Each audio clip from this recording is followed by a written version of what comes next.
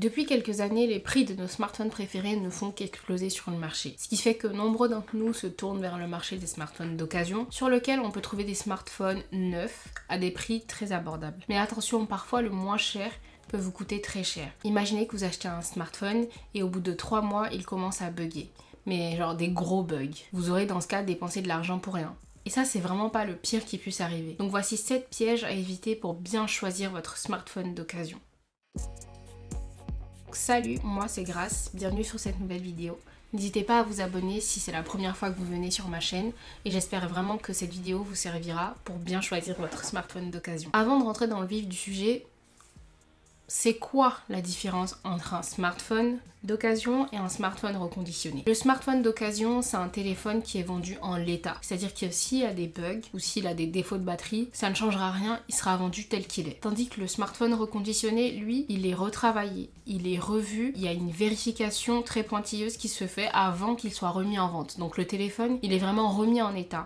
On lui redonne une seconde vie, donc le reconditionné. L'avantage du reconditionné, c'est que c'est certes moins cher, mais il y a un travail qui est fait derrière pour s'assurer que toutes les fonctionnalités du téléphone fonctionnent bien et qu'il n'y ait pas de défaut. Ce qui nous amène à notre premier point.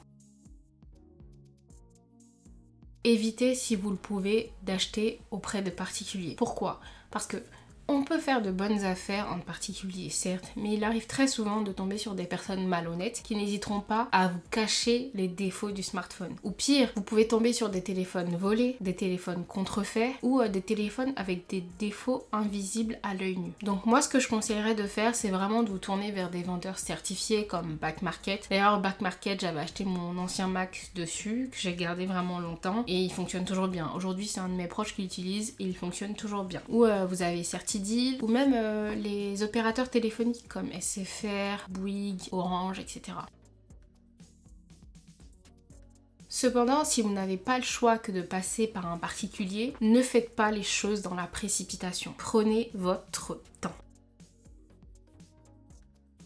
Le troisième point, rencontrez-vous dans un lieu public, que ce soit un café ou un McDo, peu importe. Mais rencontrez-vous dans un lieu public. Pas dans une rue sombre ou en bas du BAT, non, pas du tout. Pourquoi? Pour des raisons de sécurité. Comme je l'ai dit au début, vous pouvez tomber sur des personnes malhonnêtes. Donc ça peut ne pas être une vente, ça peut être un guet-apens. Vous arrivez, vous pensez que vous allez acheter votre téléphone.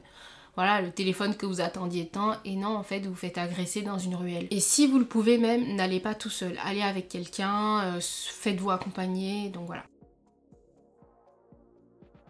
Vérifiez méthodiquement l'état physique du téléphone. Vérifiez l'écran, qu'il n'y ait pas de micro-rayures ou de pocs, donc regardez très attentivement. Vérifiez ensuite l'appareil photo, qu'il ne soit pas cassé. Faites des photos, faites même des vidéos bougées pour voir s'il n'y a pas de décalage quand vous bougez au niveau de l'image, etc. Ensuite, vérifiez les boutons. Donc le bouton pour augmenter, diminuer, le bouton on-off, faites des appuis courts, des appuis longs, effectuez plusieurs pressions pour bien vérifier qu'il n'y ait pas de défaut sur les boutons. Vérifiez également les ports, le port USB ou le port Lightning pour ceux qui ont des iPhones qui sont encore qui ont encore un port Lightning. Vérifiez également la prise jack, donc la prise où vous branchez vos écouteurs avec un fil. En ce qui concerne les vérifications intérieures, donc vérifiez chaque action que vous faites sur le téléphone, quand vous passez d'une page à une autre, quand vous montez, que vous descendez, qu'il n'y ait pas de bug ou de latence. Vérifiez également le fonctionnement des connectiques, donc le Wi-Fi, le Bluetooth et AirDrop pour les concernés. Je sais que je dis souvent vérifier, mais le maître mot dans cette vidéo, c'est vérifier. Vérification de tout. Avant de te donner le 5e point, n'hésite pas à t'abonner, à liker la vidéo et surtout à partager cette vidéo à une personne pour qui, selon vous, elle pourrait être utile. 5e point, il faut vérifier l'état de santé de la batterie. Et je dirais même que je ne conseillerais pas d'acheter un smartphone avec l'état de santé de sa batterie qui est inférieur ou égal à 85%. Pourquoi? Parce que dans moins d'un an, vous serez obligé, possiblement ou peut-être pas, mais vous serez obligé, si vous n'avez pas de chance, de changer la batterie du téléphone. Et ça engendre encore des frais. Comment vérifier l'état de santé de la batterie de son smartphone? Donc vous allez dans Réglages. Ensuite, vous allez dans Batterie et vous cliquez sur État de santé de la batterie. Et là, vous avez capacité maximum. Bon, moi, ça fait 2 ans que j'ai mon téléphone. 2021, non 2024. Bientôt, non, ça fait 2 ans. Et je suis à 92%. Donc si vous, là, vous voyez 85%, je ne conseille vraiment pas, en fait, de prendre le téléphone. parce que sinon vous changerez bientôt la batterie. C'est pourquoi il est important de prendre votre temps pour faire les vérifications. Et j'insiste vraiment sur le fait de prendre son temps parce que moi, je me souviens très bien, j'avais acheté un iPhone 6S sur le Bon Coin il y a quelques années, je crois que j'étais en première année de licence. Donc voilà, j'avais pas trop d'argent et je me suis acheté mon iPhone 6S. J'étais tellement pressée d'avoir ce téléphone que pendant la transaction, j'ai pas du tout pris le temps en fait de faire mes vérifications. Le mec il est arrivé, j'ai regardé le téléphone comme ça, à l'intérieur, j'ai regardé l'écran, s'il s'allumait, voilà. J'ai même pas pris le temps de tester l'appareil photo, rien du tout. Et au bout de 3 semaines, le bouton Home où il y avait le Touch ID m'a lâché. 3 semaines seulement, c'est que sincèrement pour moi il y avait un défaut avant en fait, il y avait un défaut caché parce que 3 semaines c'est trop court. Franchement c'est pour ça que j'insiste en fait sur le fait de prendre votre temps pour bien vérifier chaque chose. Le 6e point, c'est de vérifier que le smartphone n'est pas un smartphone volé. Pour cela, n'hésitez pas à demander la preuve d'achat ou le numéro email. Surtout ce numéro, c'est IMEY. Pourquoi? Parce qu'en fait, pour moi, hein, avec mes mots, je dirais que c'est vraiment le numéro de série ou pas du téléphone, mais c'est un numéro très important pour le smartphone. En gros, si demain vous vous faites voler ou que vous perdez votre téléphone, vous pourrez demander à votre opérateur de le bloquer à distance, bloquer complètement le téléphone. Et donc, pour y vérifier, vous demandez le numéro email au vendeur et vous allez sur un site. Je vous mets les sites sur lesquels vous pouvez vérifier, soit en barre d'infos, soit en dessous là, ou à côté, ou à droite, à gauche. En tout cas, je vous le mets. Donc vous tapez le numéro. Et si c'est un smartphone volé, vous verrez que voilà, le numéro email, il est bloqué tout opérateur.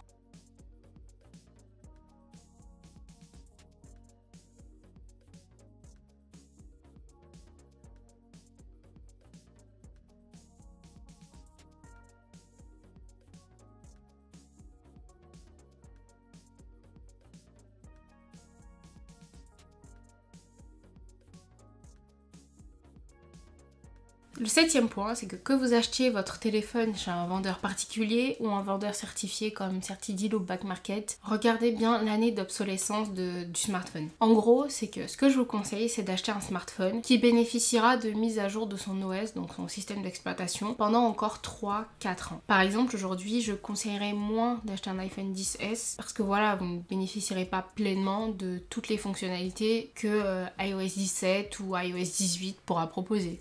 Voire pas du tout en fait. Néanmoins, si pour certains d'entre vous, le smartphone, le téléphone, c'est juste allô, message, ciao, y a pas de souci, hein, foncez, achetez ce que vous voulez, du moment que les fonctionnalités de base du téléphone sont là.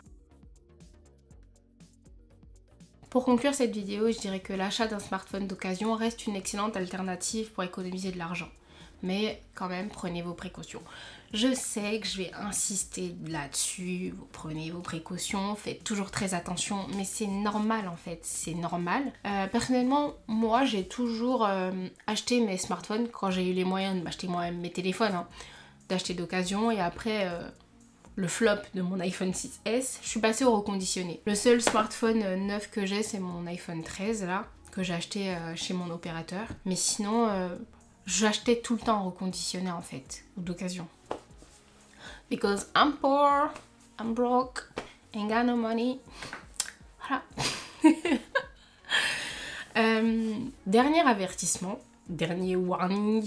Je reviens encore une fois sur mes propos. Je vous conseille vraiment, vraiment de prendre le maximum de précautions pendant votre achat. Faites des recherches approfondies, renseignez-vous, posez beaucoup de questions aux vendeurs. Et si par exemple vous achetez un smartphone reconditionné, donc auprès de vendeurs certifiés, regardez les avis du produit, regardez le retour de ceux qui ont acheté ce produit reconditionné, regardez les étoiles, la note du coup. Prenez vraiment votre temps. Sur ce, je vous quitte sur ces belles paroles d'avertissement. J'espère que la vidéo va servir à bon nombre d'entre vous. N'hésitez pas à partager en commentaire vous vos expériences. Est-ce que vous préférez acheter du neuf ou de l'occasion ou du reconditionné? Partagez-moi vos expériences, qu'elles soient positives ou mauvaises.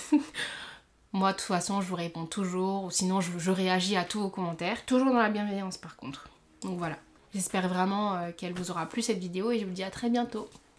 Ciao!